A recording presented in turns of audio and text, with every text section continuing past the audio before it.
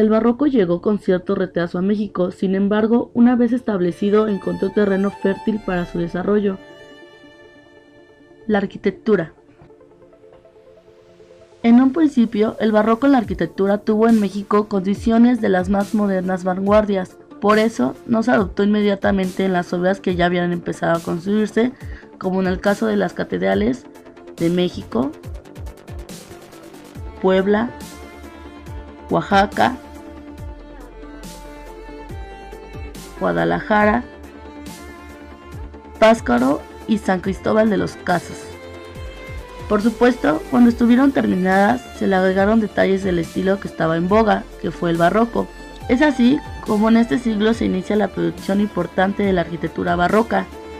Durante este periodo, hasta el cuyo inicio de la arquitectura se expresará de una manera más bien sobria, con tendencias clasicistas arraigadas en el barroco español. El nuevo estilo adquirirá madurez, llegando finalmente en el siglo XVIII hasta su máxima expresión, desprendiéndose del refinado culturalismo de la poesía que le fue contemporánea, al arte barroco en la arquitectura, la escultura, el labrado de maderas, entre otras cosas. Nunca pretendió ser entendido por la razón ni por la inteligencia, sino por los sentidos, buscando fuertes efectos emocionales en el espectador. En el barroco mexicano surge la voluntaria alteración en las proporciones de los elementos arquitectónicos, la multiplicación y el realce de las formas en los arcos, la incorporación en los frontones de abundantes, irregulares y realzadas molduras.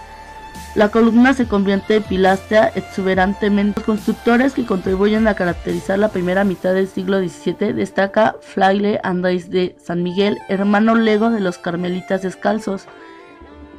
Él construyó el conjunto de Desierto de los Leones en Coajimalpa, el Colegio de San Ángel y los conventos de Querétaro, Salvatierra y San Sebastián. En este siglo se fundaron también 10 parroquias en la Ciudad de México, entre ellas el Sagrario, Santa Catarina, Santa Veracruz, Santiago Tlatelolco, Santa María la Redonda y San Francisco. También se construyeron hospitales como el que fundó Zamarraga, que después fue Academia de San Carlos, y el de San Antonio Abad. Típicos del barroco son las grandes volutas o aletas que sirven para ligar y unir armoniosamente dos puntos situados a diferente altura. Se colocan en las fachadas de las iglesias y también resuelve la relación entre la base amplia de una construcción y la de la cúpula más estrecha, dando al edificio un perfil unitario.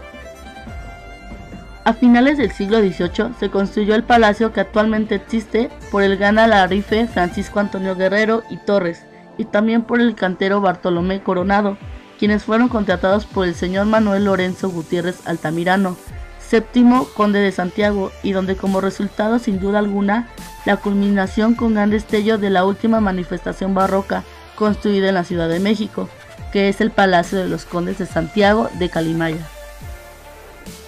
La pintura.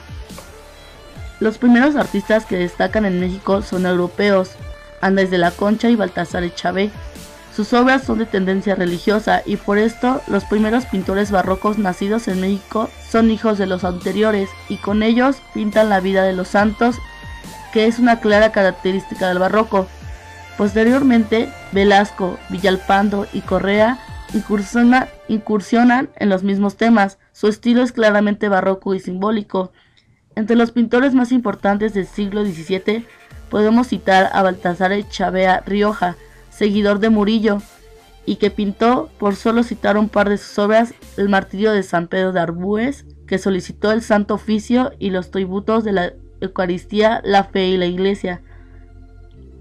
Juan Correa trabajó intensamente de 1671 a 1716 y alcanzó gran prestigio y fama por la calidad de su dibujo y la dimensión de algunas de sus obras, entre las más conocidas Apocalipsis en la Catedral de México, La Conversación de Santa María Magdalena. Cristóbal de Villalpando, considerado el pintor más representativo de la segunda mitad del siglo XVII, novohispano, y que como muchos artistas de su época trabajó más para la iglesia que para particulares o instituciones, y trabajó tanto en pequeño como en gran formato.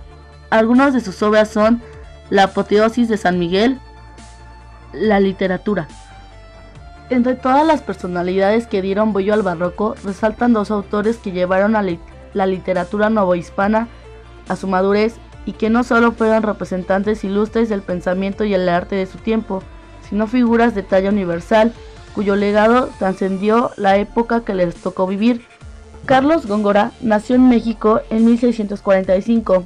Fue un hombre de múltiples intereses. Fue autor de una vasta obra escrita que abarcó casi todos los géneros y varios estilos. Publicó su primer libro de versos, Primavera Indiana, 1668, antes de cumplir los 17 años. De los numerosos títulos que componen su biografía están Glorias de Querétaro en 1680, Teatro de Virtudes Políticas que constituyen a un príncipe en 1680, Sor Juana Inés de la Cruz. Esta monja jeromina, nacida en 1648, demostró desde la infancia gran sensibilidad artística, así como una infatigable sed de conocimiento.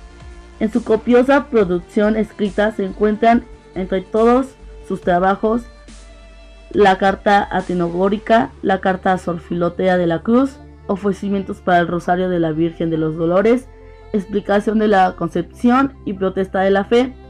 Durante la primera mitad del siglo XVIII, el barroco comenzó a entrar en franco declive.